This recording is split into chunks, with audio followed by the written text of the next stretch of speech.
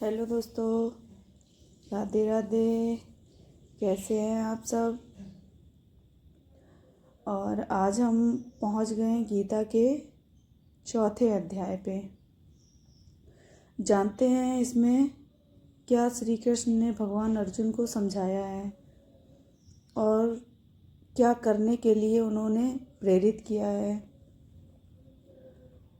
तो आइए चलिए सुनते हैं गीता के चौथे अध्याय को और उसके महत्व को जानते हैं। भगवान श्री कृष्ण अर्जुन को समझाते हुए बोले, हे अर्जुन, जो ज्ञान उपदेश मैंने तुम्हें दिया है, इस अविनाशी योग को कल्प के आदि में मैंने सूर्य को कहा था। सूर्य ने उसी योग को अपने पुत्र मनु से तथा महाराज मनु ने उसे अपने पुत्र इक्ष्वाकु से कहा। इस प्रकार परंपरागत रूप से राज ऋषियों ने इस योग का ज्ञान प्राप्त किया, किंतु यह योग एक काफी लंबे समय से लुप्त प्राय हो गया था। इसी लुप्त प्राय अविनाशी योग को मैंने अब तेरे सम्मुख वर्णन किया है। यह योग अत्यंत श्रेष्ठ तथा रहस्यमयी है और किसी के सम्मुख प्रकट करने योग्य नहीं है। हे अर्जुन, तुम मेरे प्रिय भक्त तथा प्रिय सखा हो, इसलिए मैंने इसका वर्णन तुम्हारे सम्मुख किया है। भगवान श्री कृष्ण के वचन सुनकर अर्जुन के मन में शंका ने सिर उबारा। उसने पूछा, हे भगवान, आप तो मेरे सखा हैं। आपका जन्म तो इसी काल में हुआ है, जबकि सूर्य का जन्म अत्यंत पुराना है। फिर आप यह किस प्रकार कह रहे हैं कि यह ज्ञान आपने कल्पारंभ में सूर्य को प्रदान किया था। प्रभु, आपकी यह बात कुछ मेरी समझ में नहीं आई। कृपया मेरी शंका का समाधान कीजिए। अर्जुन की शंका का समाधान करते हुए भगवान श्री कृष्ण बोले, हे अर्जुन, मेरे और तुम्हारे बहुत से जन्म हो चुके हैं, परंतु उन सबको तुम नहीं जानते, जबकि मैं भली प्रकार जानता हूँ। मेरा जन्म प्राकृतिक मनुष्यों के समान नहीं है। मैं अविनाशी स्वरूप और अजन्मा होने पर तथा सभी भूत प्राणियों का ईश्वर होने पर भी अपनी प्रकृति को अपने अनुरूप करके योग माया के द्वारा समय समय पर इस संसार में प्रकट होता हूँ। हे भरतवंशी अर्जुन, जब जब पृथ्वी पर धर्म की हानि तथा अधर्म की वृद्धि होगी, तब तब मैं अपना दिव्य स्वरूप धारण कर इस धरती पर आता हूँ। साधु पुरुषों का उद्धार करने के लिए, दूषित कर्म करने वालों का नाश करने के लिए तथा धर्म की स्थापना करने के लिए मैं युगों युगों में प्रकट होता हूँ। हे सखा अर्जुन, मेरा जन्म तथा कर्म दोनों ही अलौकिक हैं। जो प्राणी मेरे इस अलौकिक रूप स्वरूप को तत्व से जान लेता, वह पुनः इस संसार में जन्म लेकर जन्म मरण के चक्र से मुक्ति प्राप्त कर लेता है। इस प्रकार मोक्ष प्राप्त करके वह मेरे स्वरूप को पाकर मेरे ही परम धाम की ओर प्रस्थान करता है।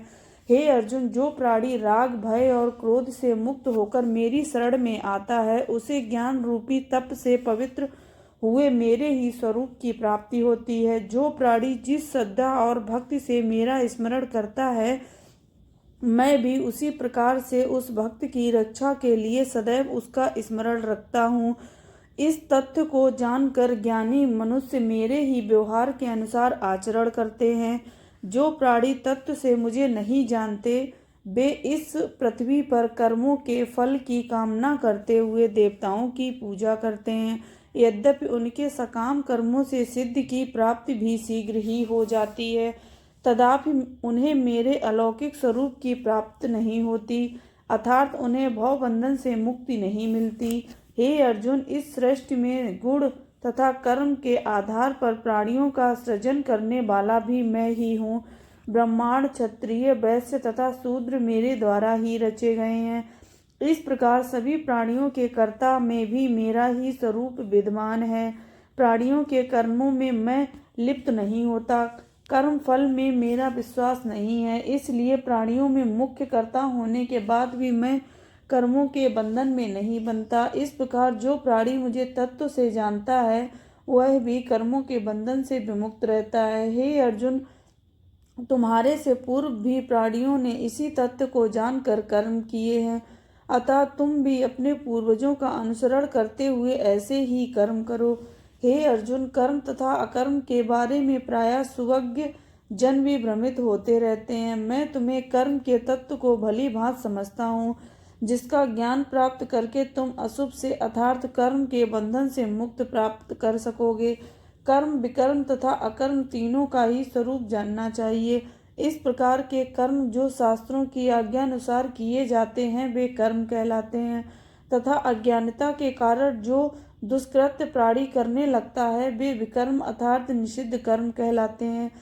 इसी प्रकार आलस्य के कारण प्राणी कर्म करने से विमुख हो जाता है, उसे अकर्म कहा जाता है। जो प्राणी अहंकार रहित होकर कर्मों में कर्म भाव नहीं देखता तथा अज्ञानी के कर्मों पर भी किसी प्रकार की टीका टिप्पणी नहीं करता, वही बुद्धिमान होता है, वही आत्मज्ञानी और कर्मों में लिप्त न होने वाला तत्वज्ञ अथवा योगी कहलाता है। हे अर्जुन, जिस प्राणी के समस्त कार्य बिना किसी प्रकार की कामना के साथ संकल्प हित होकर किए जाते हैं और उसके समस्त कार्य शास्त्र सम्मत ज्ञान रूपी अग्नि के द्वारा भस्म हो गए होते हैं, उस महापुरुष को ज्ञानी जन भी पंडित कहते हैं। हे अर्जुन, जो पुरुष समस्त कर्मों में तथा उनके फल में हर प्रकार की आसक्ति का त्याग करके संसार के आश्रय से विमुक्त हो गया है और परमात्मा में नित्य तृप्त रहता है, वह वास्तव में कर्मों में भली प्रकार आचरण करता हुआ भी कर्म के बंधन से मुक्त ही रहता है। जिस ज्ञानी पुरुष ने अपने अंतःकरण और इंद्रियों सहित शरीर पर भी विजय प्राप्त कर ली है तथा जिसने सभी प्रकार के भोगों की सामग्री का परित्याग कर दिया है, इस प्रकार का पुरुष शरीर रक्षा संबंधी कर्म करता हुआ भी कर्मों के दोष से विमुक्त रहता है।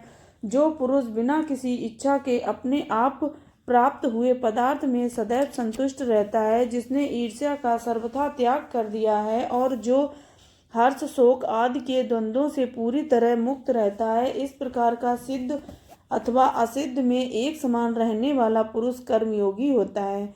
वह कर्म करता हुआ भी कर्म के बंधन से विमुक्त ही रहता है। जिस पुरुष की कर्मों में आसक्ति पूरी तरह से समाप्त हो जाती है तथा जिसका चित्त देहाभिमान और ममता से रहित होकर निरंतर परमात्मा के ध्यान में स्थिर रहता है, ऐसे मात्र यज्ञ संपादन के लिए कर्म करने वाले पुरुष को कर्म के बंधन अपने में बांध नहीं पाते। हे अर्जुन, जो पुरुष सभी पदार्थों को ब्रह्म भाव की दृष्टि से देखता है वह ब्रह्मांड होता है। ऐसा पुरुष न केवल सृष्टि के सभी पदार्थों में ब्रह्म भाव रखता है बल्कि उसकी व्यवहारिकता भी ब्रह्म से प्रेरित होती है। यदि ऐसा पुरुष यज्ञाचरण भी करता है तो सूत्रवादी भी उसे ब्रह्म ही प्रतीत होते हैं। हवन, हवि तथा अग्नि भी ऐसे पुरुष को ब्रह्म ही प्रतीत होते हैं। कुछ योगी जन देव पूजा और यज्ञादि को ही श्रेष्ठ मानकर उनकी पूजा अर्चना करते हैं तथा कुछ योगी जन परब्रह्म परमात्मा रूपी अग्नि में अभेद दर्शन रूपी यज्ञ के द्वारा ही परमात्मा रूपी यज्ञ का हवन करते हैं। कुछ योगी जन स्रोत आदि समस्त इंद्रियों के द्वारा संयम रूपी अग्नि में हवन करते हैं तथा अन्य कुछ योगी जन विषयों पर अंकुश लगाकर हवन करते हैं। कुछ योगी जन ईश्वर के निमित्त दिव्यादि से यज्ञ का हवन करते हैं। कुछ योगी जन अपान वायु में प्राण वायु का तथा कुछ प्राण वायु में अपान वायु का यजन करते हैं तथा कुछ अन्य योगी जन प्राण अपान की गति को अवरुद्ध करके प्राणायाम यज्ञ करते हैं। ये सभी साधक इन यज्ञों के द्वारा पापों को नष्ट करके मुक्ति की कामना करते हैं। हे कुरुक्षेत्र अर्जुन, यज्ञ से बचे हुए अमृत का अनुभव करने वाले योगी जन सनातन परम ब्रह्म परमात्मा को प्राप्त करते हैं तथा यज्ञ न करने वाले पुरुष के लिए तो यह मृत्युलोक भी सुखकारी नहीं है, फिर भला परलोक ही कैसे सुखकारी हो सकता है। इसी प्रकार के भांति भांति के यज्ञ वेदों में वर्णित है। ये सभी यज्ञ मन, इंद्रियों और शरीर की क्रिया द्वारा संपन्न होते हैं। इस प्रकार तत्व से जानकर उनके अनुष्ठान द्वारा ही कर्म के बंधन से मुक्ति प्राप्त होती है। हे परंतप अर्जुन, मेरे द्वारा वर्णित सभी यज्ञों में ज्ञान श्रेष्ठ यज्ञ है। जो मुझे तत्व से जान लेता है उसके समस्त कर्म स्वतः ही सिद्ध हो जाते हैं। इस तत्व ज्ञान का अर्जन तत्वदर्शी ज्ञानियों के पास जाकर ही किया जाता है। तत्वदर्शी ज्ञानियों के पास जाकर उन्हें दंडवत प्रणाम करना चाहिए। छल कपट का मार्ग त्याग कर और सरल स्वभाव अपनाते हुए उनकी सेवा करनी चाहिए। तब वे तत्वदर्शी ज्ञान पुरुष उस ज्ञान को प्रदान करते हैं। हे अर्जुन, इस तत्व ज्ञान को प्राप्त करने के बाद फिर किसी प्रकार का भ्रम नहीं रह जाता। उस तत्व ज्ञान के द्वारा ही तुम संपूर्ण भूतों को निशेष भाव से पहले अपने तथा फिर मेरे से अर्थात सच्चिदानंद परमात्मा में देखोगे। यदि तुम अन्य सभी पापियों से भी अधिक पाप कर्म करने वाले हो तो भी तुम इस तत्व ज्ञान रूप नौका द्वारा निसंदेह संपूर्ण पाप सागर से भली प्रकार पाप हो जाओगे। हे अर्जुन, जिस प्रकार अग्नि ईंधनों को भस्म कर देती है, ठीक उसी प्रकार ज्ञान रूपी अग्नि भी संपूर्ण कामनामय कर्मों को नष्ट कर देती है। इस संसार में निसंदेह ज्ञान के समान पवित्र करने वाला कुछ भी नहीं है। इस ज्ञान को अशुद्ध अंतःकरण वाला पुरुष कर्म योग के द्वारा अपने आप ही अपनी आत्मा में अनुभव करने लगता है। जितेंद्रिय साधना परायण और श्रद्धावान पुरुष शीघ्र ही आत्म तत्व का ज्ञान प्राप्त कर लेता और ज्ञान प्राप्त करके अविलंब ही भगवत प्राप्ति रूपी परम शांति को प्राप्त कर लेता है। इसके विपरीत विवेकहीन, श्रद्धाहीन तथा संकालु पुरुष परमार्थ से विमुख हो जाता है। इस प्रकार के पुरुष को ना तो मृत्यु लोक में ही सुख होता और न परलोक में। हे धनंजय, जिसने कर्मयोग की विधि से अपने सभी कर्मों को परमात्मा को अर्पित कर दिया और जिसने स्वविवेक द्वारा समस्त संशयों को नष्ट कर दिया, इस प्रकार के बस किए गए अंतःकरण वाले पुरुष को सकाम कर्म के बंधन पीड़ित नहीं करते। हे भरतवंशी अर्जुन, इसलिए तुम हृदय में स्थित इस अज्ञान जनित अपने संशय का विवेक ज्ञान रूपी तलवार द्वारा छेदन करके समत्व रूपी कर्म योग में स्थित हो जाओ और युद्ध के लिए खड़े हो जाओ। इति श्रीमद् भागवत गीता रूपी उपनिषद एवं ब्रह्म विद्या तथा योग शास्त्र विषयक श्री कृष्ण और अर्जुन के संवाद में ज्ञान कर्म संन्यास योग नामक 14 अध्याय। आइए जानते हैं हम लोग चौथे अध्याय का महात्मन क्या है। देखिए, विष्णु भगवान माँ लक्ष्मी को समझाते हुए गीता के चौथे अध्याय के बारे में क्या बताते हैं कि इसका क्या महत्व है, इसको क्यों पढ़ना चाहिए, इसको सुनने से क्या होता है। हे महाप्रभु, देवी लक्ष्मी श्री हरि विष्णु के चरण दबाती हुई विनीत भाव से बोली, गीता के चतुर्थ अध्याय का क्या महत्व है। प्रिय महाप्रभु गंभीर वाणी में बोले, जो व्यक्ति गीता के चतुर्थ अध्याय का नित्य प्रतिदिन पाठ करता हो और वह किसी को स्पर्श कर दे तो उसकी मुक्ति हो जाती है। भगवान, क्या इस प्रकार संसार में किसी की मुक्ति हुई भी है? अवश्य देवी। इसी संदर्भ में मैं तुम्हें एक कथा सुनाता हूँ। पुरा काल में गंगा नदी के तट पर स्थित कांचीपुरी नगरी में आश्रम बनाकर एक योगनिष्ठ मुनि निवास किया करते थे। वे नित्य प्रतिदिन गीता के चतुर्थ अध्याय का पाठ किया करते थे। इसके फलस्वरूप उनका चित्त बड़ा ही निर्मल और पावन हो गया था। एक बार की बात है कि वे योगनिष्ठ मुनि देव दर्शन के लिए भ्रमण पर निकले। पदयात्रा करते करते जब मुनि का क्लांत हो गया तो कुछ विश्राम के उद्देश्य से वे बेर की झाड़ियों के नीचे लेट गए। उनके ऊपर 2 झाड़ियों की विशेष रूप से परछाई बनी हुई थी। एक झाड़ी की जड़ में इतना उनका सिर टिका हुआ था और दूसरी झाड़ी की जड़ में उनके पैर। इस प्रकार वे काफी देर तक विश्राम करते रहे। सूर्य का तेज कुछ छीड़ पड़ जाने पर वे फिर पदयात्रा पर निकल पड़े। मुनिवर जाने के कुछ ही समय पश्चात बेर की दोनों झाड़ियां सूखकर प्राणहीन हो गईं और उन्होंने उसी नगर के एक विद्वान ब्राह्मण के यहाँ 2 कन्याओं के रूप में जन्म लिया। दोनों कन्याएं समय के अनुसार जब बढ़कर 7 वर्ष की होने को आईं तो उन्होंने भ्रमण करते हुए उन्हीं मुनिवर को देखा जिनके स्पर्श मात्र से उनका उद्धार हुआ था। उन दोनों कन्याओं को अपने पूर्व जन्म की स्मृति पूरी तरह से याद थी। मुनिवर को देखकर वे दोनों उनके चरणों में गिर पड़ी और मधुर वाणी में मुनिवर को प्रणाम करते हुए बोली, हे मुनिवर, हमारा उद्धार आपकी कृपा के फलस्वरूप ही हुआ है और आपके स्पर्श मात्र से ही हमें बेर की योनि से मुक्ति मिली है। मुनि ने आश्चर्य से उन कन्याओं को निहारते हुए कहा, हे कन्याओं, यह तुम क्या कह रही हो? मैंने किस प्रकार तुम्हारी मुक्ति कराई है? मुझे तो इस बारे में कुछ भी ज्ञान नहीं है। मुनिवर, आप एक योगनिष्ठ निर्मल चित्त वाले महापुरुष हैं। आपके स्पर्श से ही हमें मुक्ति मिली है, किंतु तुम्हारे बेर की झाड़ियां बनने का क्या रहस्य है? यदि संभव हो तो इसे स्पष्ट करो।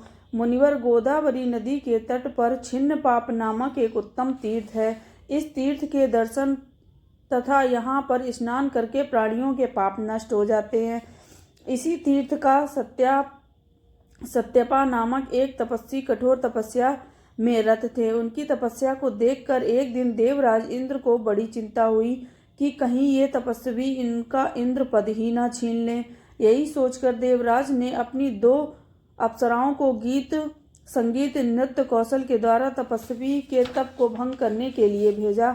अप्सराओं ने गंभीर स्वर में मृदंग बजाते हुए तथा मधुर वेणुनाद करते हुए नृत्य तथा गायन आरंभ कर दिया। अप्सराओं के नृत्य और स्वर लहरियों से तपस्वी का तप भंग हो गया और उन्होंने क्रोध से अपने कमंडल से जल छोड़ते हुए उन अप्सराओं को श्राप देकर कहा, हे अप्सराओं, तुमने मेरी तपस्या में विघ्न डाला है।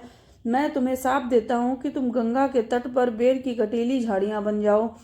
तपस्वी के श्राप को सुनकर दोनों अप्सराएं बड़ी भयभीत हुईं और वे उनसे अनुनय विनय करने लगीं। आर्द्र स्वर में विनती करते हुए एक अप्सरा बोली, मुनिवर, इस प्रकरण में हमारा कोई दोष नहीं है। हम तो देवराज इंद्र के आदेशानुसार यहाँ पर आई थीं और उनकी आज्ञा के अनुसार ही अपना कार्य कर रही थी। कृपया हम निर्दोष अप्सराओं पर दया करके क्षमा प्रदान कीजिए। वास्तविकता का ज्ञान होने पर तपस्वी का प्रचंड क्रोध शांत हो गया। तब वे बोले, अप्सराओं, मैं अपना शाप वापस तो नहीं ले सकता, किंतु हाँ, इस शाप का प्रकोप कुछ धीमा अवश्य कर सकता हूँ। मुनिवर, दूसरी अप्सरा करबद्ध होकर बोली, हम पर कृपा कीजिए, जितना संभव हो शाप का कष्ट हर लीजिए।